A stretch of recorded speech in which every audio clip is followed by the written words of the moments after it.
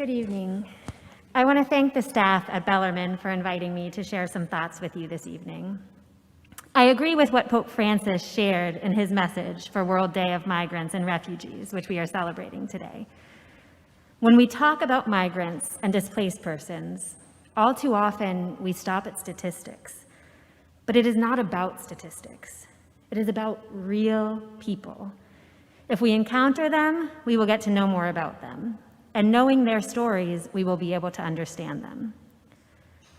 So I want to share some personal stories. And as I gathered my thoughts on this, I realized that what I really want to talk about is motherhood. My 9-month-old daughter, Izzy, has already transformed my life. And as a new mom, with the 19th anniversary of my own mom's death coming up in a couple weeks, motherhood is on my mind and heart. As Bellarmine focuses on engaging active disciples, my mom, as usual, comes to mind as a role model for me. She had internalized the exhortation from today's second reading. Humbly regard others as more important than yourselves, each looking out not for one's own interests, but also for those of others. I remember her teaching religious ed to children with disabilities, writing letters to the editor against the death penalty, taking communion to the homebound, and the list goes on. I also remember often coming home from school to find her praying in the living room, getting nourishment to sustain and guide her work.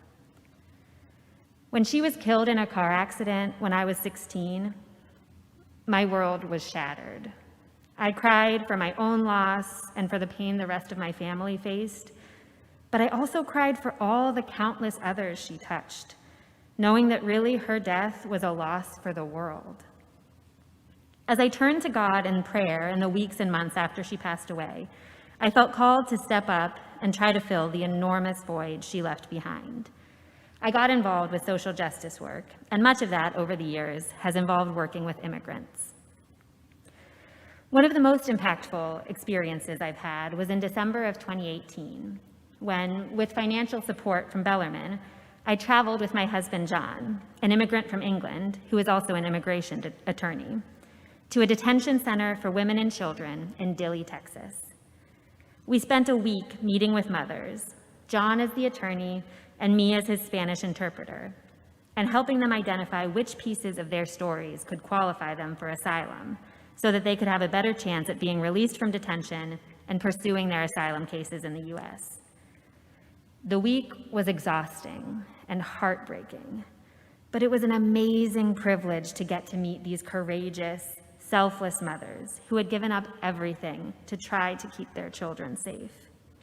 We were touched by their vulnerability in sharing their stories of the most terrifying, intimate, and traumatic moments of their lives.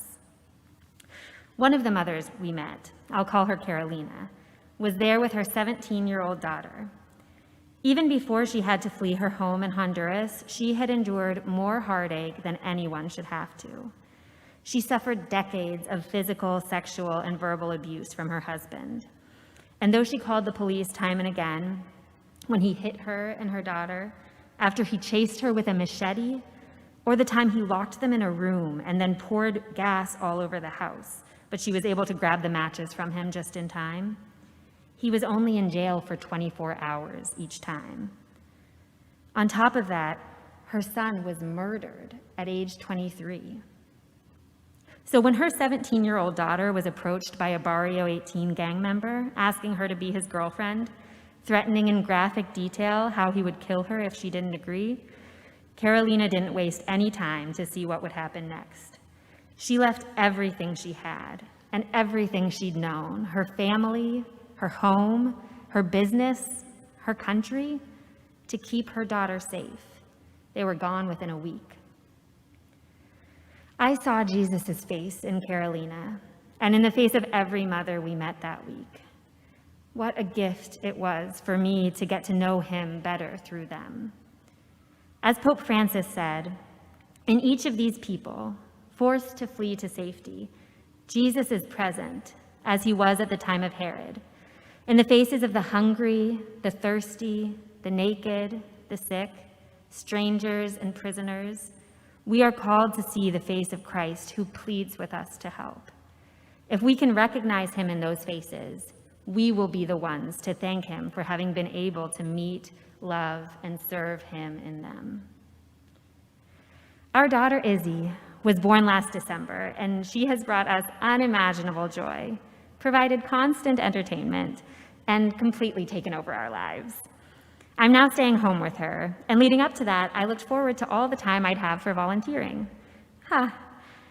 At different points in my life, I've often felt like the second son in today's gospel, who says yes and later does nothing. I learn about issues, problems, needs, and I want to help, so I tell myself, or God, or Tim, that I will, and then life gets overwhelming, and I end up just focused on me. That's happened since Izzy was born more than ever, and I find myself turning again to prayer as I discern how I can be an active disciple as a mother. When the problems seem too big and the state of our country and the world is so depressing that my instinct is to huddle in a corner with my little family and ignore everything outside, prayer is one action I can take to find the strength and courage to keep trying to do my part. I also have to keep reminding myself that as Izzy grows, I am living out discipleship as I raise her to also have a heart for migrants and refugees. As I discern this path forward as a mother, there's another role model I'll be looking to. Glenda, the inspiring woman from El Salvador I've had the privilege of becoming friends with over the last few years through Bellarmine's sponsorship of her family as they seek asylum. Many of you have gotten to know Glenda's family since they arrived in 2017, and I know you'll agree that their faith and resilience are awe-inspiring. Though Glenda has been through unimaginable tragedy, and even as she and Jorge face the pressures of raising two small kids with so much uncertainty and fear about their family's future, I've been struck by her generosity and commitment to giving back. I once saw, for example, that she had gathered up some of her kids' clothes and paid to ship them to a friend in need who had migrated to California. One of the truest examples of active discipleship I've seen. I hope that with renewed commitment and prayer, I'll be able to overcome the barriers to action and become an ever more active disciple, so that I can be the example to Izzy that my mom was to me, and that Glenda is to Nayeli, Barkley, and Vanessa. And I hope you will all join me in this effort as a community to say yes to the call to welcome migrants, and then to follow through on that yes through prayer, advocacy, service, and relationship.